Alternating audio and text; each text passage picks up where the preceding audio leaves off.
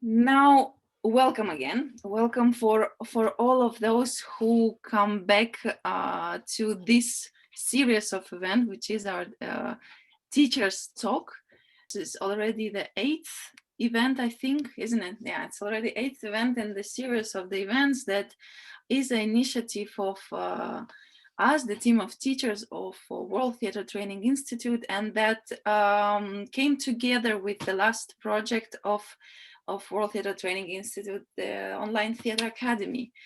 The Online Theatre Academy, you know this, most of you probably already visited and saw, and with some of you we saw each other during the different classes, is this virtual space, virtual platform for all of us in the circumstances that we're all living through to continue our teaching, our development, our collaboration, and the most important, continue our research on the different professional topics within the theater field.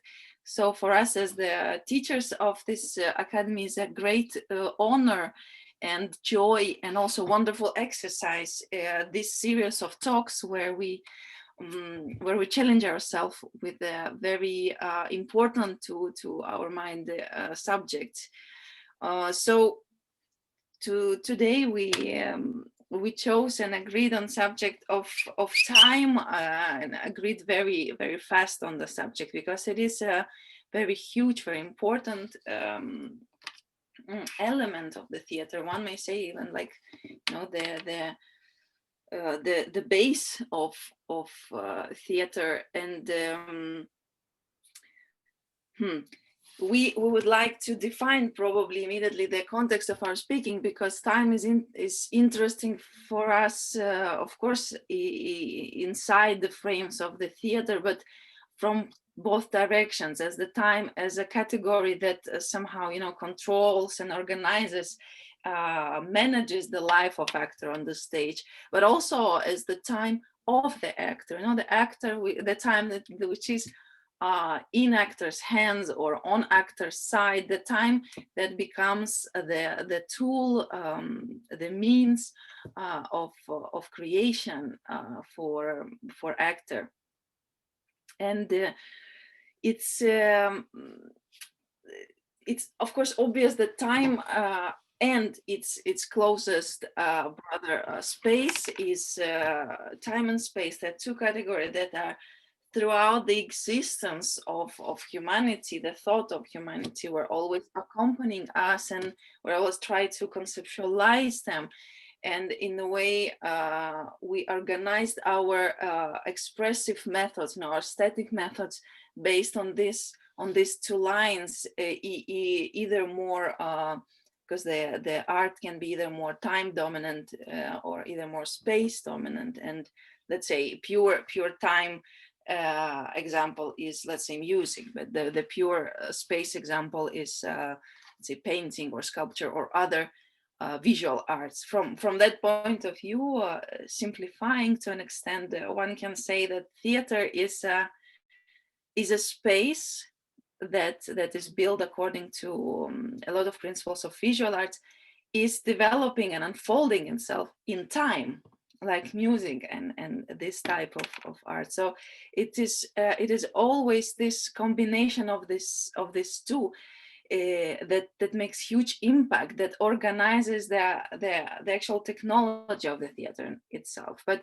today we chose to concentrate specifically on the time aspect, because it is extremely intriguing. It's even mesmerizing for the artists throughout the history to crack the code, to put our hands on the time as a category. And we metaphorize it, we try to tame it, we try to name it.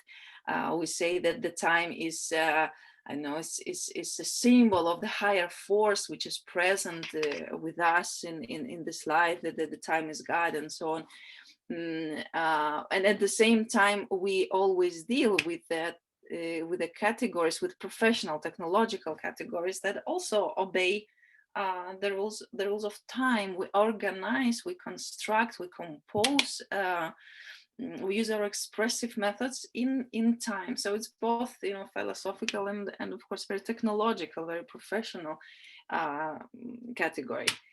And we never stop asking ourselves and question how we can use it more effectively, how we can interpret, how we can rethink, rediscover again the category of time for us. And we hope that this question is involving, is inclusive, is inviting, and we somehow count that if you're here, this is also the question that you are asking. So this time we would like to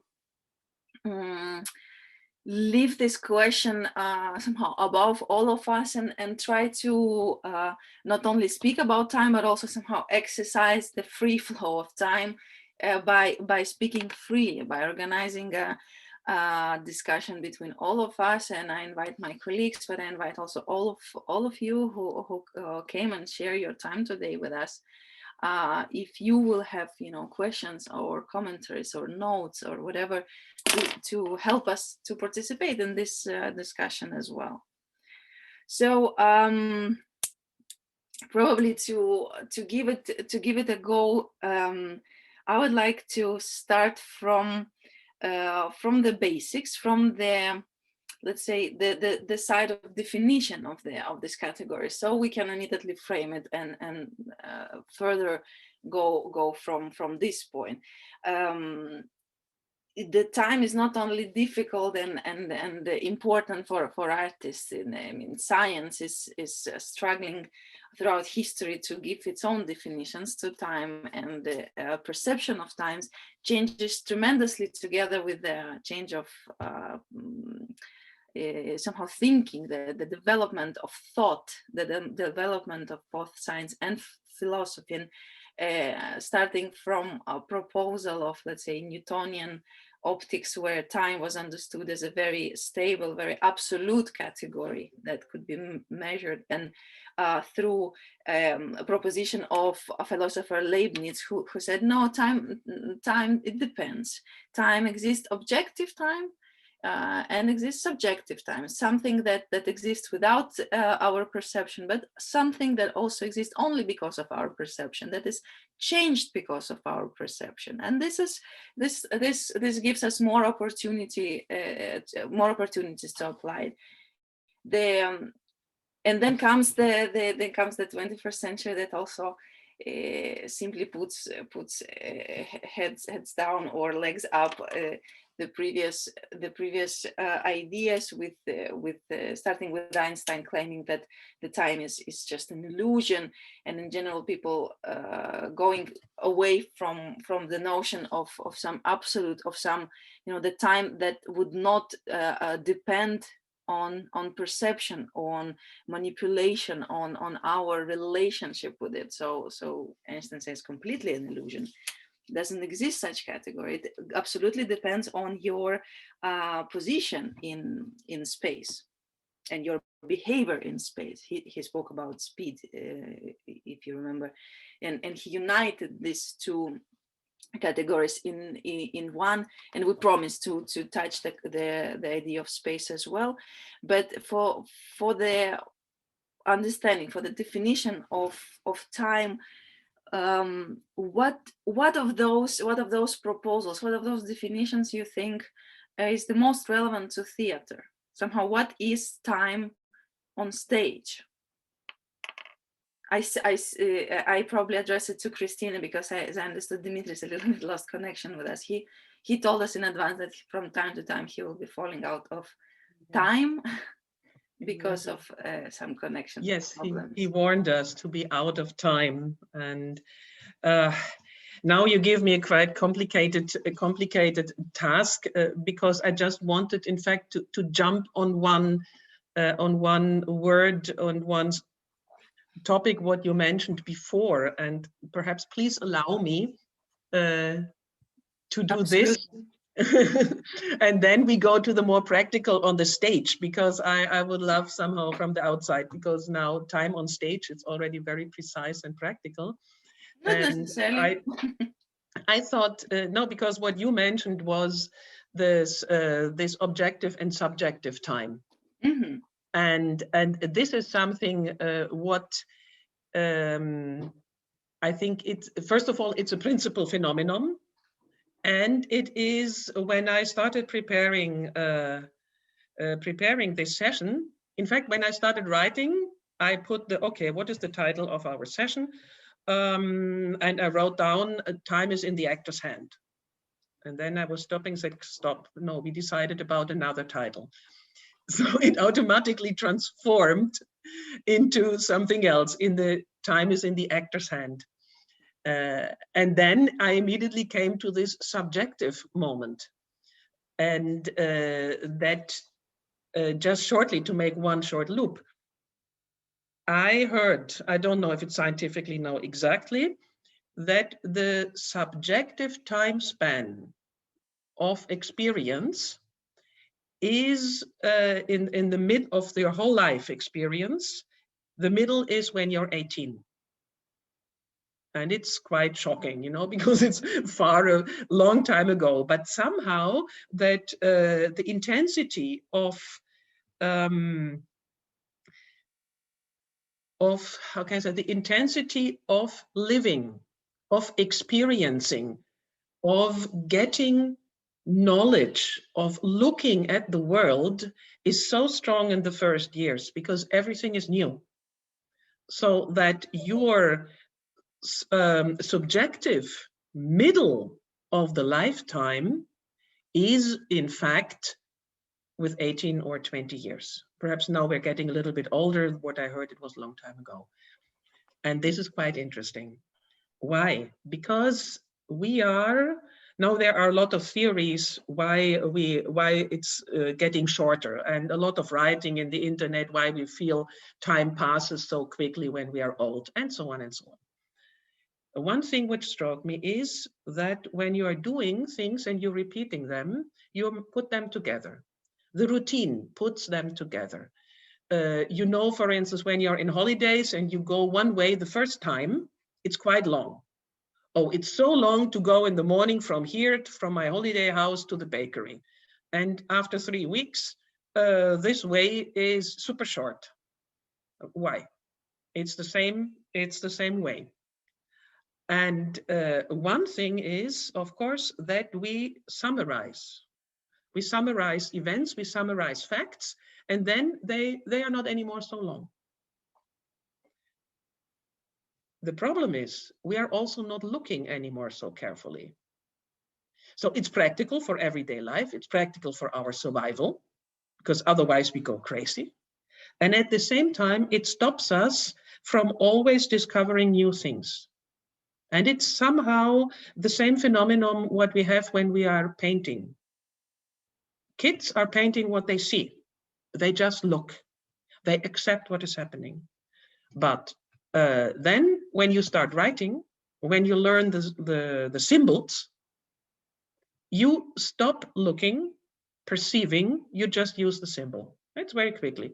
It's dot, dot, comma, this, and this is the face. You're not anymore looking at faces. Now, why I'm telling this, that I think the audience comes to the theater to experience time. It is our chance to have these 2 hours where people look. And these 2 hours for them are really 2 hours. Perhaps they are even 10 hours. Because they can, for these 2 hours, they can experience something completely new. While the normal 2 hours at home, the evening is gone like this, and they don't know what they did and what they experienced. So we have it, in fact, in our hands to give an enormous time experience for the audience. This is one first aspect. It's the so-called Entschleunigung, de-acceleration of the everyday life. That with art and with the experience of art, you can stretch time. But in fact, you're even not artificially stretching it. We can speak about it, how we can do this as actors on stage. But simply because we are giving the experience of looking in the one-to-one thing. So this is my first aspect to the brain shift, because we are shifting brain from left to right with the time in theater. So it's I think it's then it confirms that for you it's of course more obvious that there is of course subjective character of time in theater. This is what makes somehow the essence of the magic of time in theater. It's totally subjective. We can work with this subjective perception of time, and I think this is enormous, in a very, very beautiful tool. How for you, Dimitris, is time in theater, time on stage, is it objective or is it subjective, or is it combination of both? Well, I think it's quite difficult to answer which kind of let's say understanding of time we have on stage. I mean, before that is actually you know, we should give an answer not specifically for theater, but in general, what we believe, if time is objective or if time is subjective. What is more safe, let's say, to say is that theater is a kind of theater of time machine. Not just in the understanding that through theater we can travel, let's say, to the past, or we can travel to the future, because this is the situation of the play. I think cinema can do that better, but time machine from the point of view of composing the different times. So here we are coming to the subjectivity, because if we speak about different times already, we don't consider time as one. So we are coming to the subjective, and this machine is working like a proof, I can say, of our effort as humans, as artists, to take control of the time, to make time more familiar. I mean, in an 2 hours performance, everything is organized. All these different times are organized in a unit that we have in our hands. Actually, I mean, in life, it's not like this. You know, life has much more accidents, much more differentials, but the performance is very controlled. So this give us the illusion, perhaps, or the sense of controlling time, of being in a way out of time.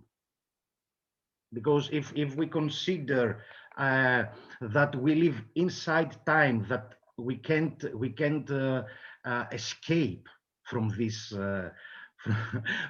from this frame, and we are just in the duty of time. In theater, somehow we satisfy this this desire of taking control of time. Dimitris, may I ask you something immediately? Yes. Because it's always so wonderful to have a Greek person in the team.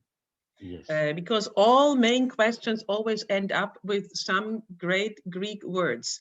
And this is the chronos and the kairos.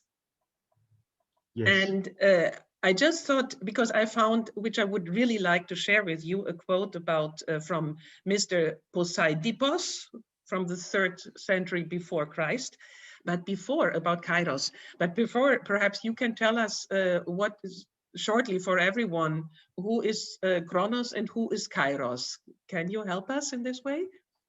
if you're ready for it. I don't want to push you now. Well, maybe it will be another subject. Somehow with Keros, we mean more. We speak more about the duration, let's say, of things, about the durational somehow dimension of The chronos. Mm-hmm. Yes, yes. Then what to me is interesting is the position of the actor inside a performance concerning time, because somehow it's the position, let's say, of the prophet, if I may say, for this 1 hour. The actors know exactly what will happen, how it will happen, what it will be said, how people perhaps will feel, etc., etc. So somehow this it's quite interesting, somehow before starting a performance, that you have this control in a way of the future, I mean of the next 2 hours of the performance. Somehow this future is already present or is already past, because it's the performance was again yesterday. So times are really in this machine of the performance are mixing. It's not somehow our usual let's say sense of time, that we live the present, somehow future hasn't yet arrived already. We more or less, perhaps because of our plans, know, but it's not yet the whole image of it here. So this is quite interesting to me, game with time. I mean, from the actor's position and sense of time, because this experience of the audience that Christine you spoke before, I think first of all it's a very strong experience for the actor. I mean, if we consider how strongly an actor is involved in playing, in working with time, we can understand that it's quite complicated, and at the same time we know it's quite how can I say, even ecstatic, or even something very very essential for the experience of the human concerning time. So I consider actors very lucky. I mean, from this point of view, that actors could enter in these different times so often. Already the time of the performance, it's a cut, let's say, of the everyday life, entering in another time that there somehow he or she is the driver, if I may say, of this device, of this vehicle, of this time machine. But of course, I mean, I agree with you. At the same time, I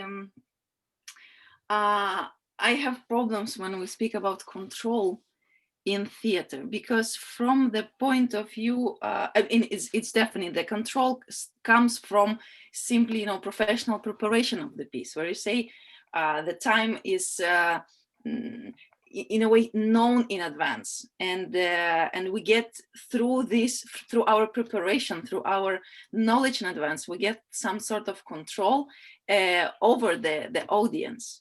To me, this notion is very closely related to the notion of manipulation. And it's not bad per se, because I do believe that, exactly as Dimitris said, that the audience, is ready to pay money to come to theater and be manipulated. Please manipulate me, please do the trick on me, please make me believe in something that does not exist.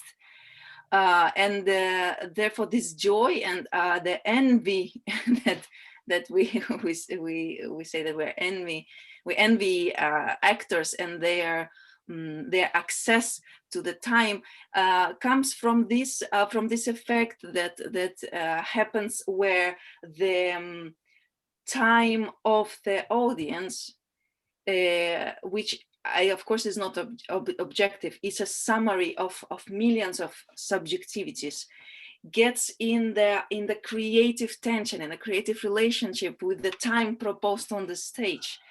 And in the moment of synchronizations of those time, not literally synchronization, as suddenly we start to feel, start to perceive time in the same way, but we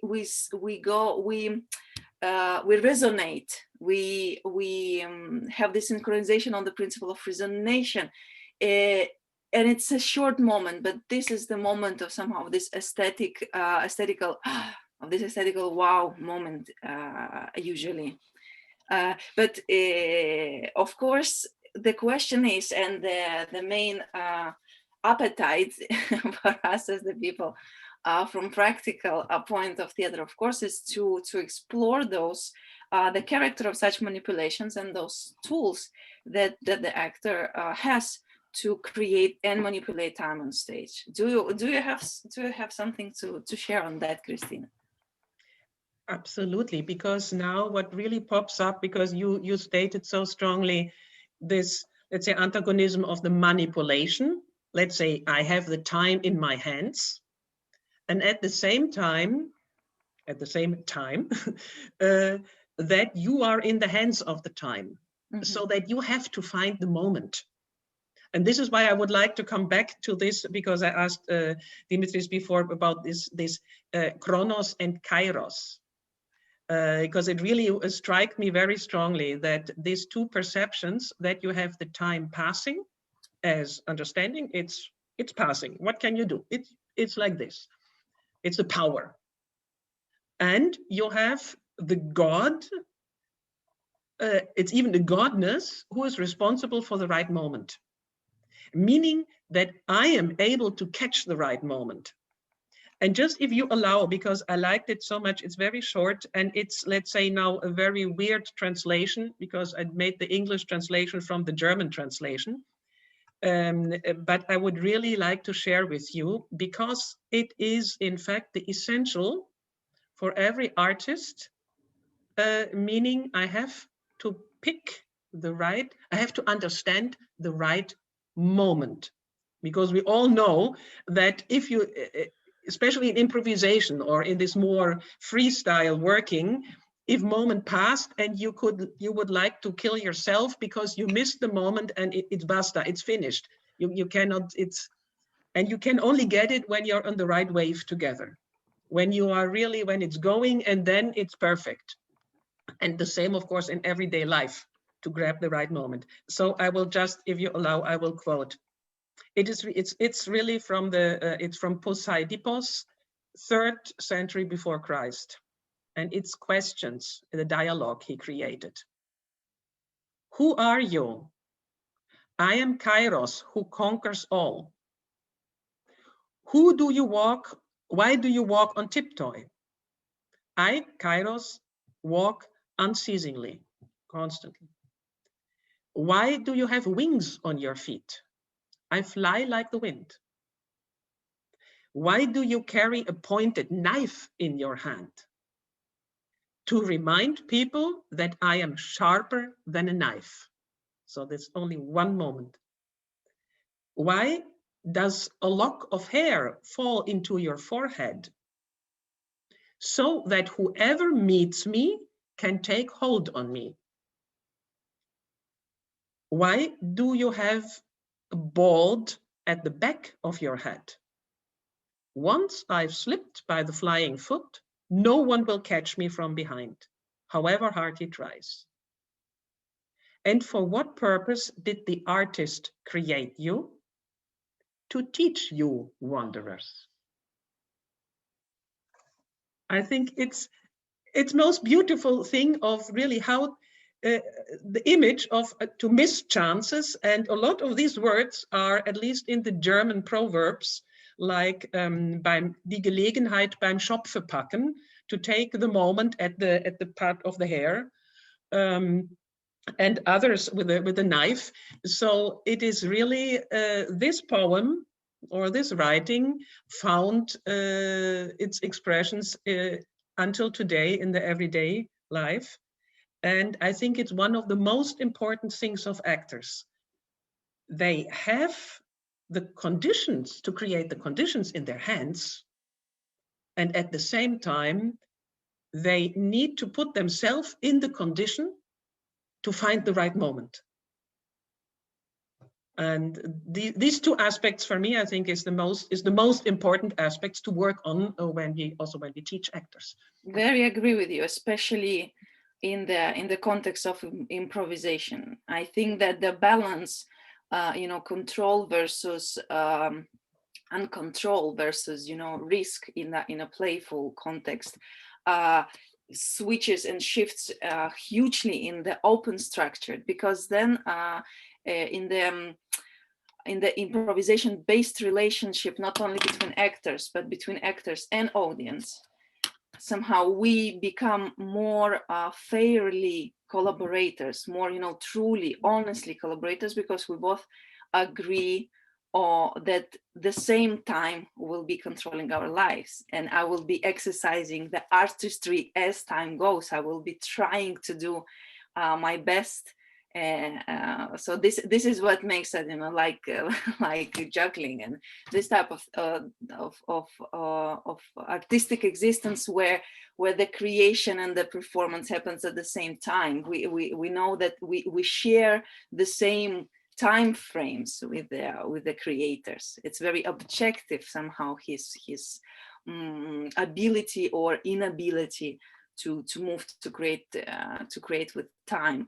And yes, it's a matter of 1 second, and for building this second, sometimes the years of training or months of rehearsing are necessary to make the time the category that actor is not that's not a burden for the actor, but it is a creative tool. So my question is about those elements, again, about those tools that help actor create and manipulate time on stage in your practice, Dimitris.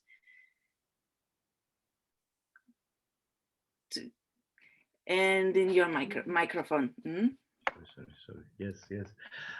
Before that, I would like to stay a little bit in this synchronization and timing that we are speaking, which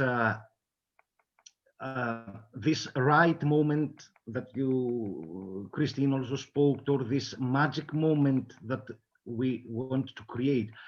Actually, in theater, theater give us this possibility as well. I mean, to create magic moments.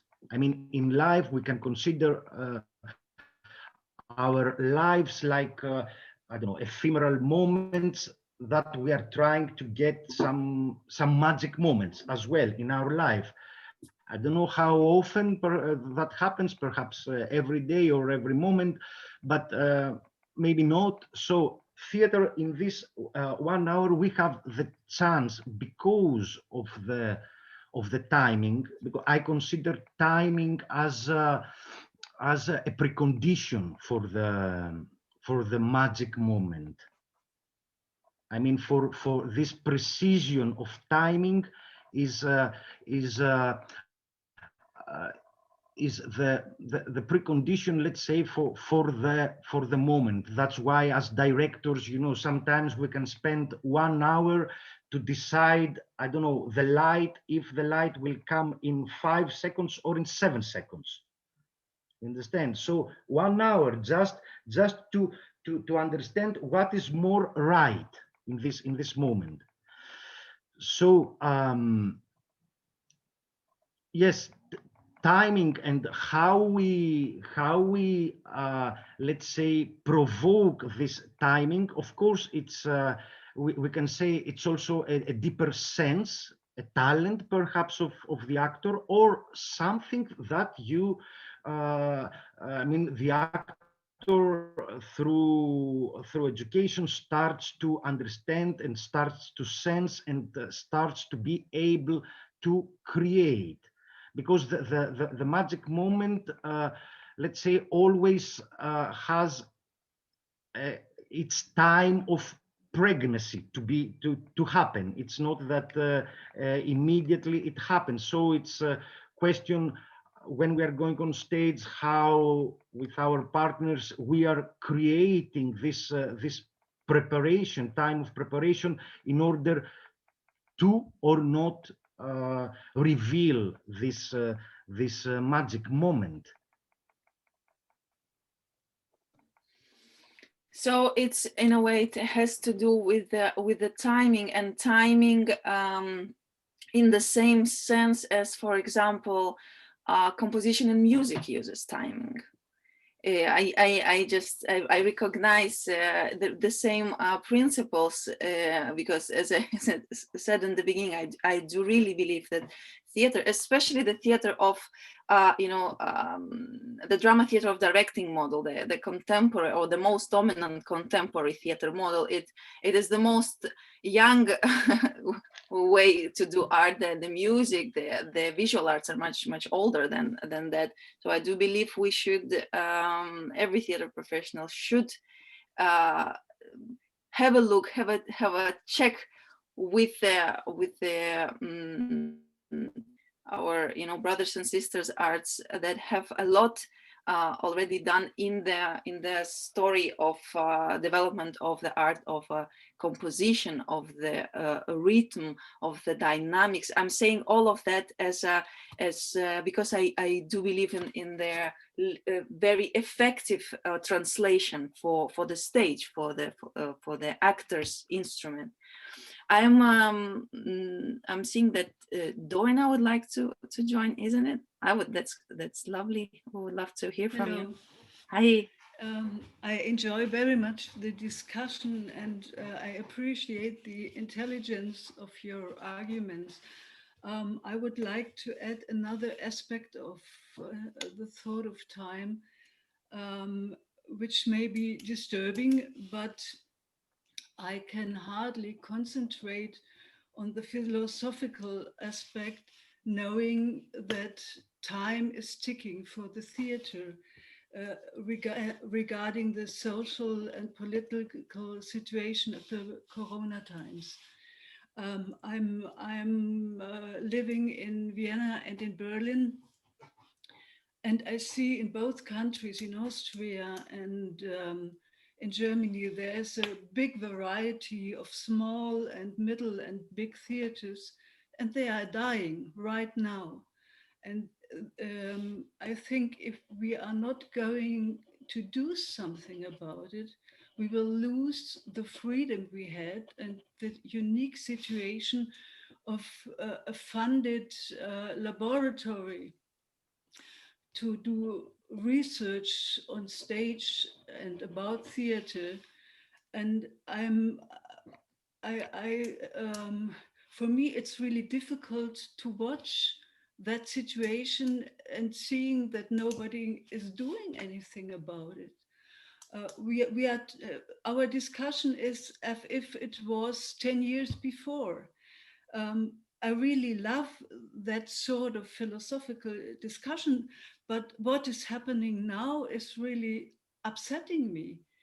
I mean, it's nobody's fault, but we cannot just watch how our rich landscape of theater is disappearing.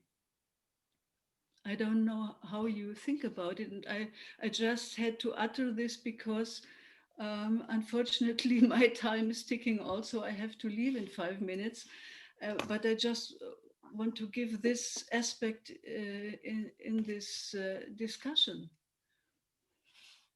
Thank you very much for that, and I think it will be only fair and correct to include the reflections on the subjects of our other colleagues today. In fact, no, thank you, Doina. No, of course, for the very practical question. Yes, we should speak about, but then, in fact, any discussion about anything on theater becomes obsolete because it's covered on top. So if we would say we speak about space, you would say the same, and Yeah. then. Yeah, right. So sure, I Yeah. agree with you 100%. Otherwise, at the same time, if we dominate it completely, we get stuck as well. But yeah, what I just brings wanted me to mention it. absolutely, Yeah. absolutely. No, but what brings me, I think, to the very interesting point, and this is something what, in fact, I planned perhaps to join, to put this aspect a little bit later, that because of these Corona times, Yeah. because of all the, let's say, these boring screenings, things which are, no, we don't have to speak about. Still, already before Corona, and now, of course, extremely accelerated, we have this new phenomenon of, let's say, time production or a very different timing, because the theater is not anymore only analog. Already before was not. Our whole life is not analog. Yeah. Our whole life is dominated by the digitalization, Yeah. by the, let's say, asynchronization or synchronization of time. Right now, we are more or less in the same time zone. I see now Colin hidden. I don't know if you're still in South Africa. It's no more or less the same, but it's quite far. So we're speaking about space difference. I see Erwin, and I know that he's hidden because he is an incredible brave person and joining us from Mexico, half alive, half awake, 7 hours time difference, but he's with us. So imagine we are doing now a performance, and we know now the tools of these kind of performances. Enormous new aspect for art and time to synchronize, and to synchronize us in time and space. And it's a completely enormous, interesting new development, which of course has its history from the whole, from the moving, let's say from the moving of speed. Let's say in the last 100 years, the main aim was to accelerate speed, faster, quicker, to go from here to there, from here to there, roaring 20s and so on. And now we have the opposite. Until the flight was faster than sound and so on and so on. Now we have the complete standstill, inertia. It's opposite. It's what Paul Virilio already called rasender Stillstand, or let's say racing standstill. We are completely immobile. We are sitting in our space, synchronized by a common time, Zoom meeting. So we are living right now in different times. In Erwin, it's night. Someone else is already now, if we would have someone from Asia, it's already again night. And we can artistically, no, we are just speaking, but by theater, by artistic creation, we can unite in time and space, plus the virtual reality and the augmented reality and everything what is now coming on stage. And this is also acceleration by Corona. So I think if I like it, don't like it, doesn't matter, it's happening. And I think it's an enormous, interesting field what we have to include because we are not anymore only the analog actor on stage. So just to twist I know that now I'm twisting it again to the more content philosophical questions, but the practical questions, yes, we have to stand up and fight for against the disaster. It's clear. What you just said gives me another idea, because each of us is sitting in his own room, in his own head, creating his own thoughts and his own time. So we are speaking at the same chronological time, but for me, it's not real. As if we were in the same room, I would accept that you, Christine, and Olga, and Dimitri, and everybody else is here and it's now. But you could be a movie, and I could be talking to something virtual. So the interesting thought is that now space and time is the same thing when you are doing a performance. And this is something that's the magic, and this is something very special. And we should stick to that. I mean, sitting in my room having Zoom conferences all the time, I realize how precious this is, what we are working with when we do our usual theater work. And I would really like to emphasize how important this is to keep it alive, and not to give it away to streaming and so on. The ritual aspect, it's something holy for me. It's something very, very special. And this is why people are still coming to this theater and coming to watch what we are doing on stage, because it's unique. It's here and now, and the next performance will be more or less the same, but still different. And this is something you cannot pay. It's an incredible luxury that somebody is performing for somebody else in a unique way. And I'm sure that many share exactly the same feeling, exactly the same understanding. And it's not that we are somehow not aware of that. I do believe that we all are. And the very natural reaction of all the theater professionals, of course, is probably similar sense of disappointment, of frustration. But I do see it in a way that from the point of view of time, the bigger time, not only time as a tool, time as a seconds and minutes of this existence on the stage, but from biggest perspective. And there are, of course, much more clever people that doing conclusions already, more essentials conclusions on influence of these times to the time of the theater. But anyway, I see it as a very, very organic. Difficult or not difficult is not out, unfortunately, of our hands. But there are so many events already in the line of life of theater, and it survived that. I think to stop now, I mean, it has no necessity, it has no reasons to stop now. And one of the biggest probably advantage of this time is exactly this effect, that the time was stopped for us, that the time was stopped instead of us, and we started to reorganize our relationship with the timing of our of existence of our in our profession.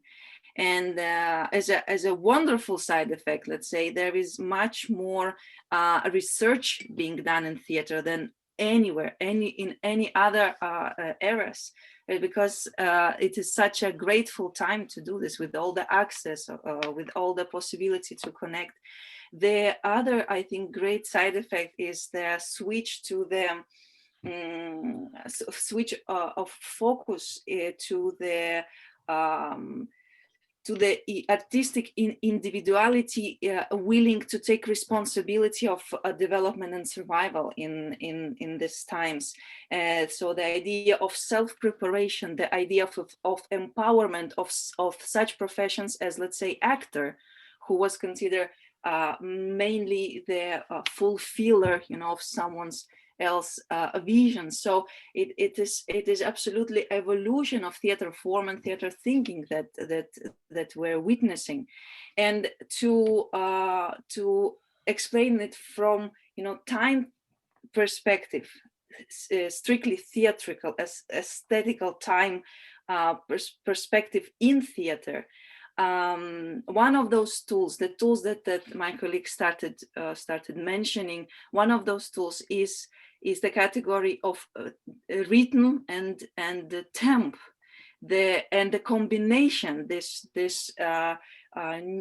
very specific term that was given to theater by the very forefathers, you know, of theater's profession, by Stanislavski, the tempo, the combination of the two, the understanding that these two exist in a very intricate relationship, because on the territory of tempo exists somehow, through category of temp, we can express or feel, perceive the movement of time, and it can vary. We can manipulate it, but the rhythm that exists at the same time, through rhythm we can organize and perceive the density of time, or I know Tarkovsky calls it the pressure of time. He uses very strong words, but somehow this is the content that opens the sense, creates the sense of the time frame on the stage, or, you know, in the movie. I do believe they're quite similar mechanisms. So the intricacy of relationship, the elasticity and game of those two categories, I think is a very powerful tool, and the tool and one of the extremities we exercise right now, when the movement of time is somehow stopped in a beautiful way, the density of our feelings, of our understandings, of our new discovery becomes much more. The value, the weight of the time per second becomes much more present. And this is exactly the same way as the life of the character and the life of the actor is organized on the stage. So this let's say this is my take on possibility to continue to see and, you know, doors for the next step, and to continue to develop and research our tools, because we're given such a possibility in this, you know, strange ways that we didn't choose. I was just wanted to add that let's say our interest somehow, or about time is not just, I don't know, a theoretical need. Somehow it's, I think, generally how the way we can see the theme of time, how is treated in arts, in the different arts. It doesn't express, let's say, a distance from the theme. It doesn't express a theoretical relation with the theme, but really in art we can see that somehow this interest about time is coming from the deeper selves, of the artists, that they don't want to disappear somehow. What is expressed, speaking about time, actually is also this desire for, how can I say, to be realized inside time, and not to be disappeared. So of course now during these pandemic times this image is stronger. I mean, the fear, let's say, of disappearing, you know, that theater will disappear somehow, selves will be disappeared, and they will not be realized. But it's not that before it was not happening, or after it will not happen. It's in a way now it's more obvious, but working with time, working about time, always what we want to get is this desire, I don't know, of this eternal moment of dimension, to stop time, to it's every time is about somehow to get familiar with time or to fight time. So time, we consider time in a way as an enemy, of against the beauty, against life. And then what we are speaking in a way theoretically about, I don't know, this image of the time machine is not, just for artists, but how we can get these moments through, let's say, this machine, how we can transcend the ephemeral, let's say, of our lives. So it's clear. I totally agree with Dimitris. It's my favorite quote also from Gadamer, that the art in general, the business that we're trying to do here is just our fight with the death, with the unavoidable result of the movement of time for us. That's our only reason to do art, to reach for timeless. And actually I'm really interested in your opinion and the opinion of all of those who is with us, probably as a last question that I will ask you, that is very dear for me. There's these two different possibilities to look at this, exactly this phenomenon that Dimitris now described. From one point of view is this position of let's say religion of timeless, right? The understanding that that what we do comes from some timeless sources, but also has to reflect, has to work with something timeless, something that trespasses the limitation of time. But the risk in this case is to be a little bit too abstract, too far away from the reality, from the sense of time of from the zeitgeist, from the really the being grounded and rooted in the time where artist belongs to, from where he comes, from where he speaks, creates, and so on. And so, and the other possibility to approach the work of actor or any other really in the artistic field is the speaking of contemporaneity, some movement, exactly that, moving together with the time, moving with and taking the sources from this sensitivity to the contemporaneity, to the moment of here and now, right? And to express it also through the adequate contemporary sensitive tools. And as of course, as a risk of such approach, you have this let's say very not long living, very questionable quality sometimes, results of very contemporary that becomes being contemporary the next day, that becomes even being artistically interesting the next day very often. Which is your relationship with the timelessness and the contemporaneity?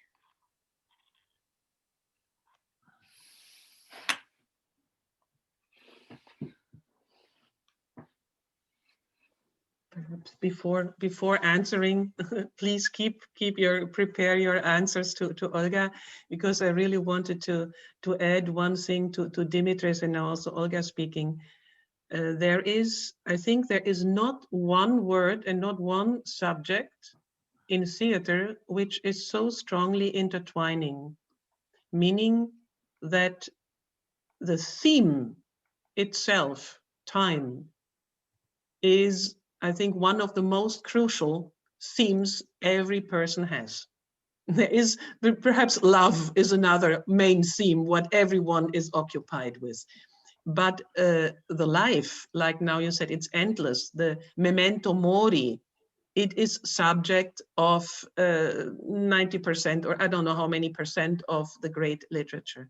So we have the time as subject, as fundament of our art, as dramaturgy. Then we have the time as tool and, let's say, trick, manipulating time in the hands of the director. And then we have the execution of time, or manipulation, or finding the right moment, what we said, as time as the tool of the actor. And this makes it, I think, so unique, that we have it from the whatever Shakespeare, who said, die Zeit ist aus den Fugen, the time is out of joint. Or all, when you look to Shakespeare, he's constantly speaking about time. Chekhov, the same. So it's really, it's the subject of us. And it is the tool for the director and for the actor. And I think this makes it so unique and so interesting. And please, now I want to pass on to you. I didn't want to cut our guests. Simply your associations or your approaches to this subject of the time.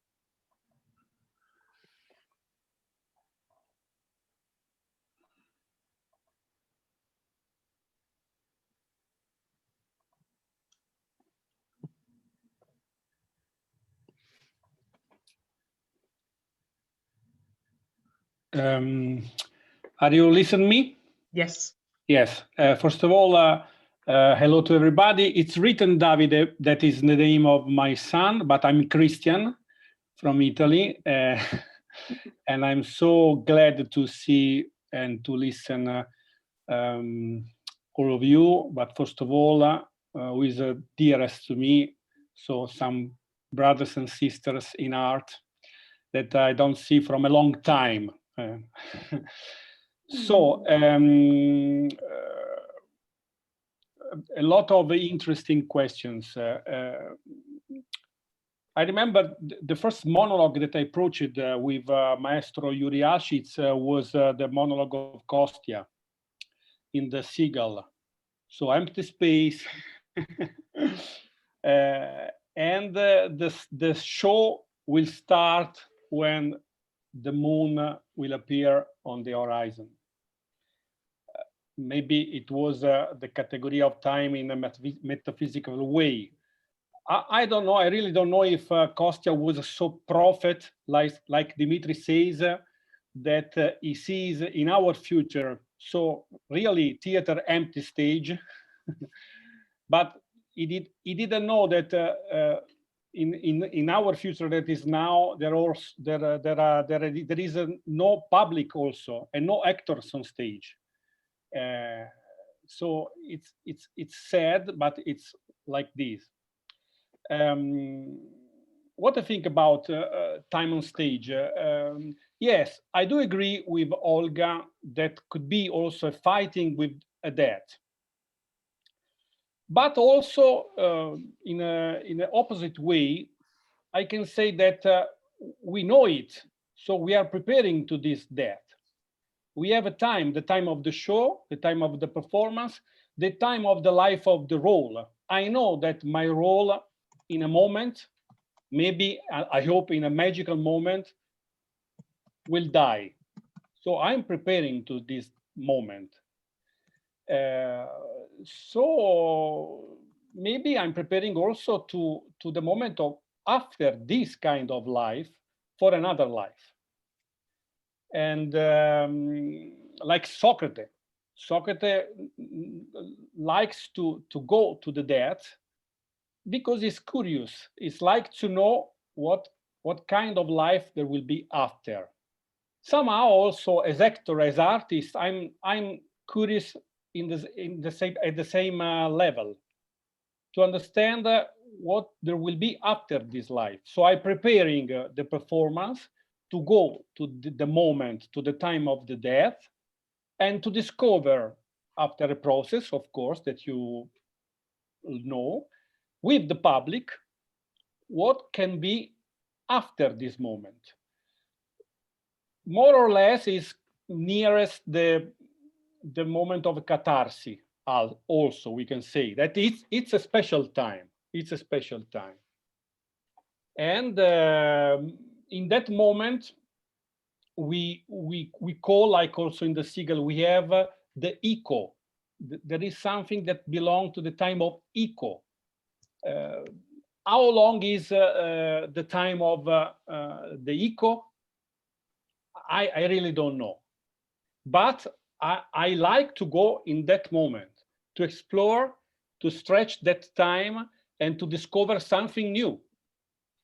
So let's say that I'm preparing, also I have time before the performance to prepare myself to go and to leave the time of the performance, to die in a special moment during the performance, and to live a new life, a new experience, like Christine told us, a new experience in a new world, in a new life, after the death of the role, of the text, or also of the performance, because very often we hope to have experience also with the echo of the performance after the life of the performance, maybe 1 year after the performance. So the time after performance is also very, very precious for us as artists, I mean.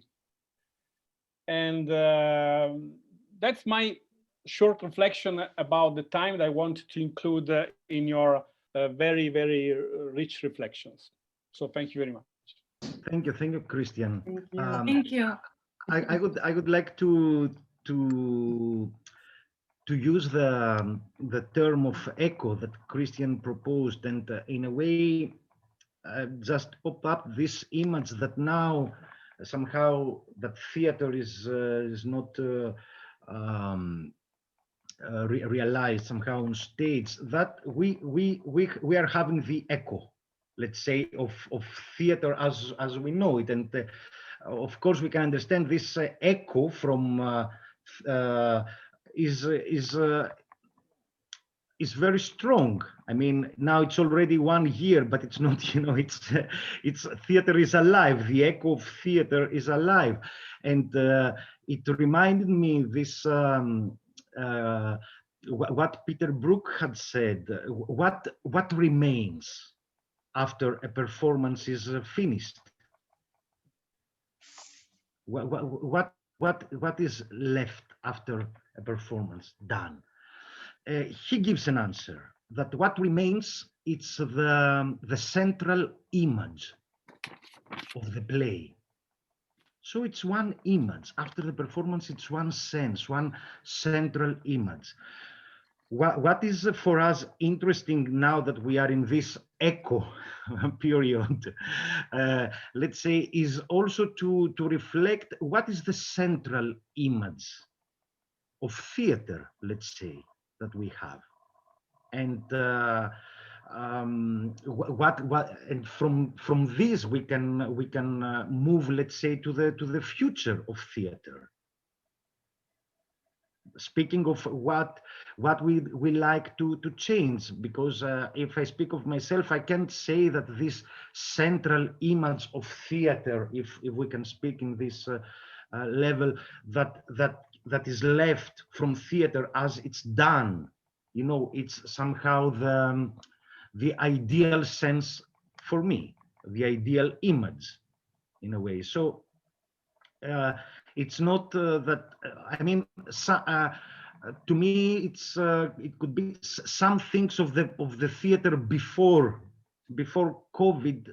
Let's let them disappear, perhaps, you know, and let's see which new forms or which new sense, new image we want to get from theater. Yes, Greta.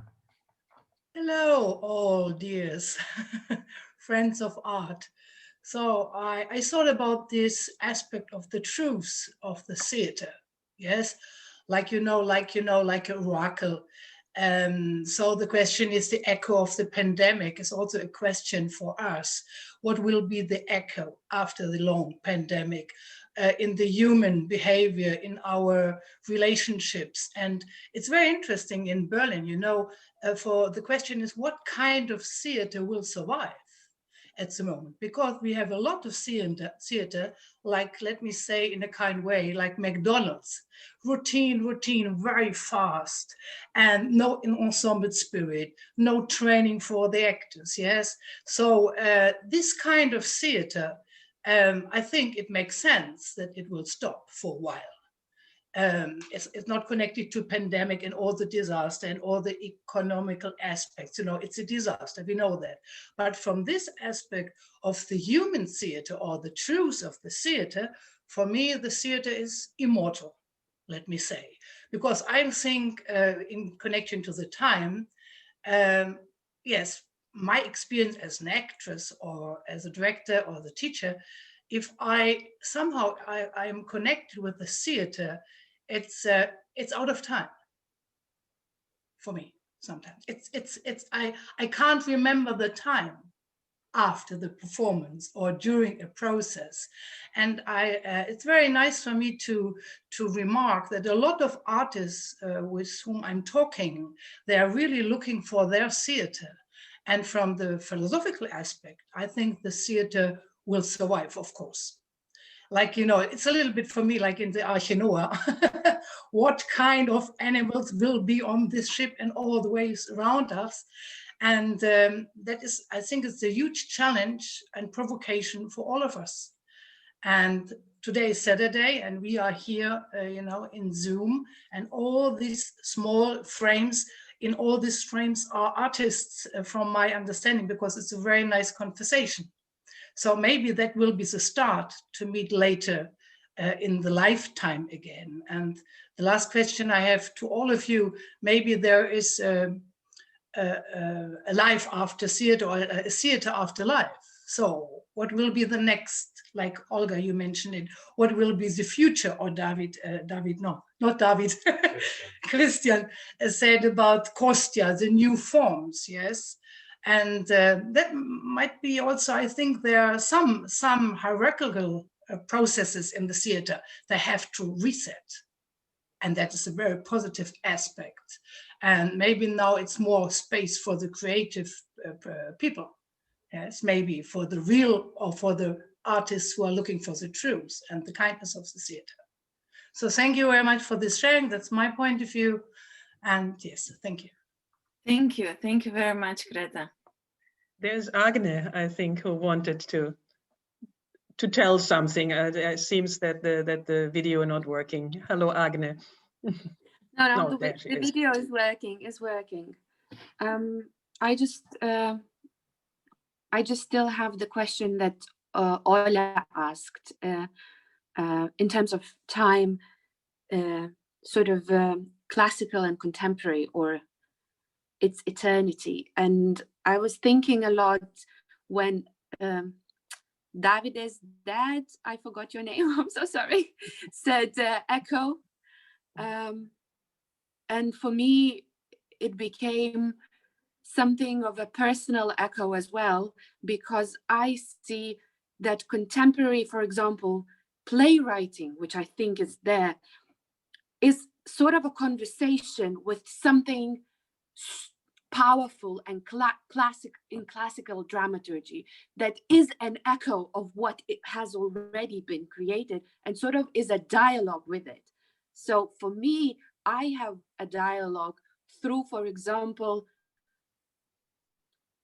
practice in space and time of, like, let's take an ancient voodoo dance where you walk and you turn a little bit right and left, that I was practicing with Jerzy Grotowski's collaborator Modroba.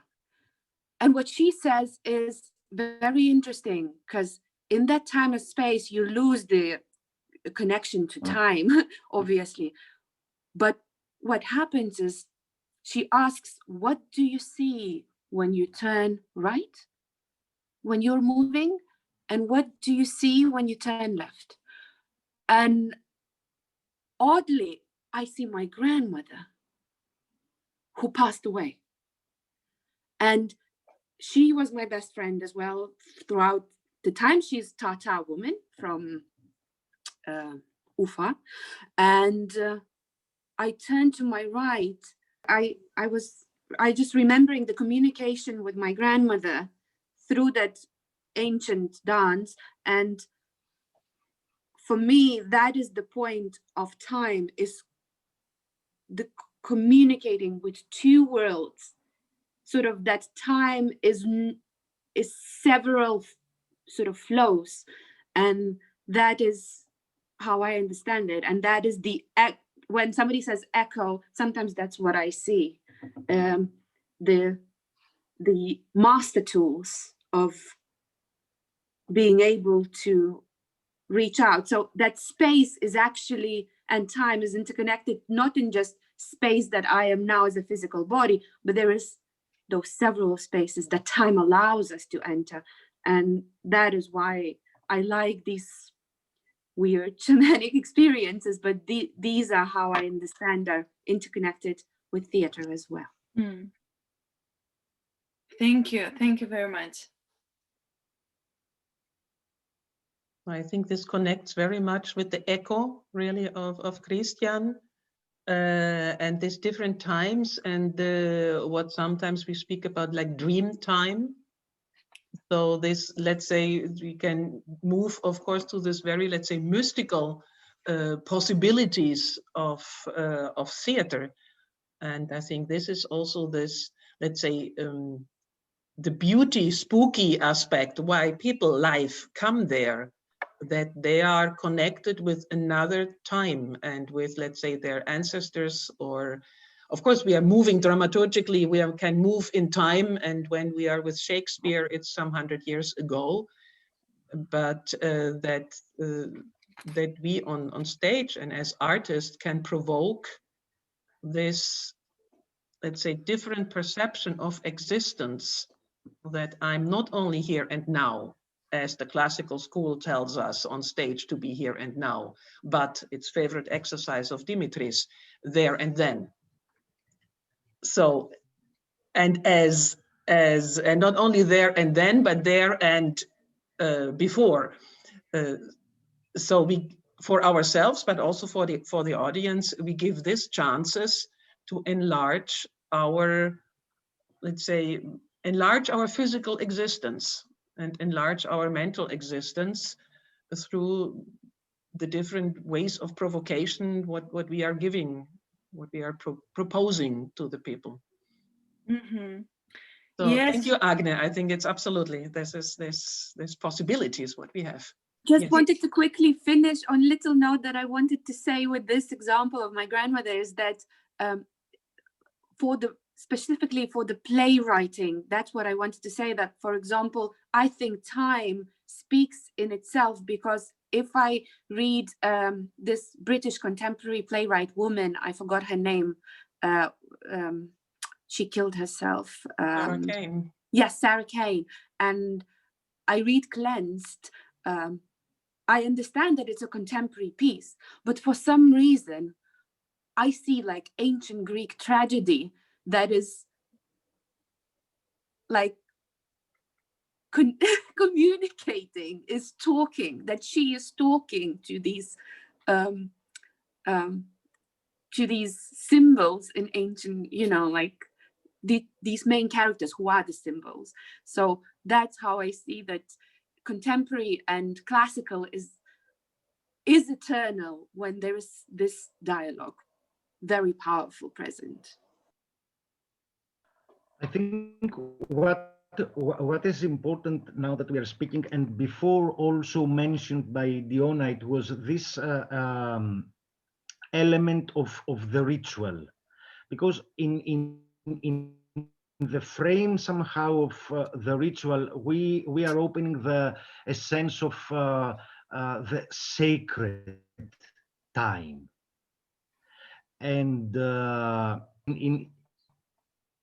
in the ritual we understand ourselves inside a structure, a wider structure of death and regeneration, and this is absolutely something that is this quality, I mean, of the sacred time is something that actually we were missing a lot from theater. Somehow theater, through its commercialization, following the sense of time as a thing, in a way, as something you can take profit, you know, you can use it. So to me, it's quite important, this frame of the ritual, because through this experience, let's say, of the structure of death and regeneration, we are opening these possibilities for experiencing this timeless frame that Olga spoke before, or this sense of eternal. Mhm. And I would like to quote here Jean-Claude Carrière, which he had gave us great thoughts about time, and in his point of view, somehow life is a line of ephemeral moments that they are interrupted by eternal moments, if we can say, that only poetry in any form can give us. So this poetry in any form, I can find this possibility somehow in this let's say organization of the sacred time, of the sacred space, of the mechanism, if I may say, of the ritual. Mm-hmm. We do love timelessness, isn't it? We do a little bit hunt it all the time. We chase it. It's probably our favorite thing to do. I would like to hear from Viviani. I saw your hand, and I would love to hear. First of all, thank you very much for being here, listening to very interesting provocations. I just came to my mind that time has been the central theme of my writings in the last years. And one thing is the theme, another thing is the theater itself. How to somehow bring that to the theater. And for that, I have been going back to the traditional school and start to think that maybe the theme of theater changed, made all the more important changes in that school. If you think about Chekhov and his theater of time, and we think about even the very small basic concept, it's not small, but basic concept of transversal action, that the actor should be somehow lead for what he understands from the future. And if we think about the changes of the of Ludwig theater, that I love in the Soviet Union, and the changing of the actor being led not by the past from previous circumstances, but from the future of the play, from I think somehow these ideas are giving me a lot of impulses to my theater, how to be attracted or how to be conducted by the future, how to somehow I'm feeling today I just can't do theater because I feel some magnetic attraction for the future theater or for my future self, and this idea and how to put ourselves and audience inside of this magic idea that's very connected with the concrete idea of time. It has been my biggest challenge today. So I appreciate a lot this meeting and all this possibility of changing about this thing that's so interesting.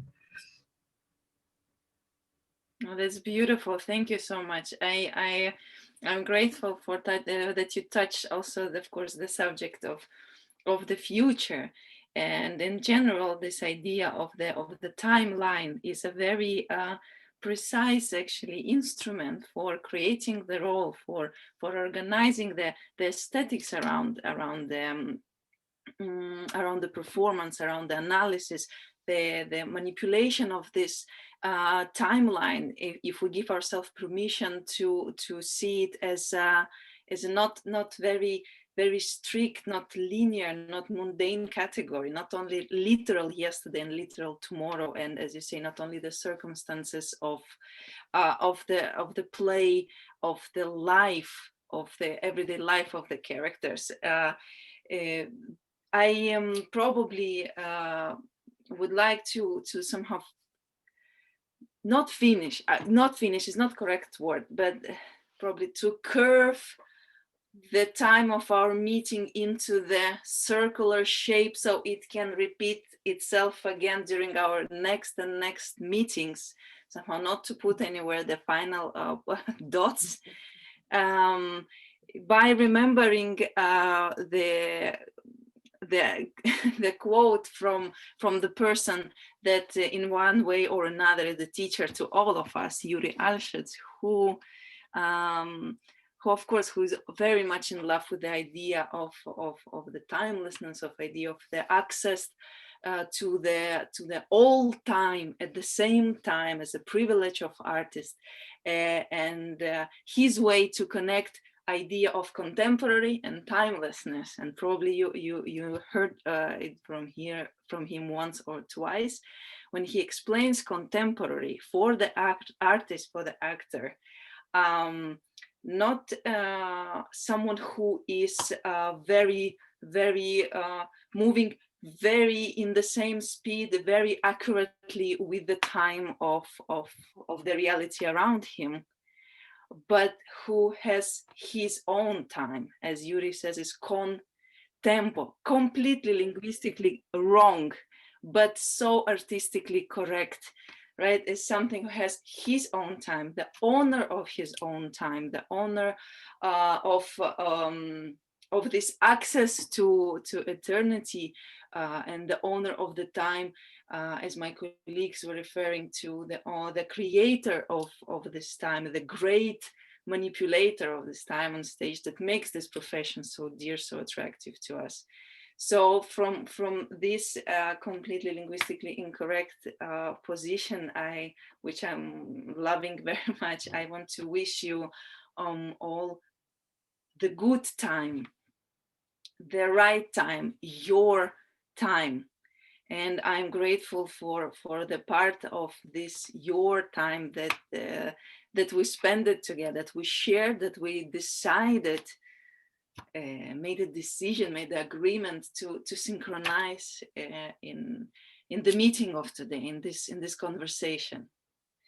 And I hope that we can continue it in one way or another, through these talks, through other events of our online theater academy. This is also our reaction to the times, right? This is our space where we can work and meet and develop and research. Is our academy, and from my side, I want to thank you again and say farewell, and just pass words to my dear colleagues Christina and Dimitris. Thank you very much, and have also from my side wonderful time. And I pass the time and space to Dimitris. Well, just shortly, I hope that this meeting had a good timing for our lives now. Perhaps only the echo of this meeting will tell us about this. So yes, hope to see you also in the talk about the space.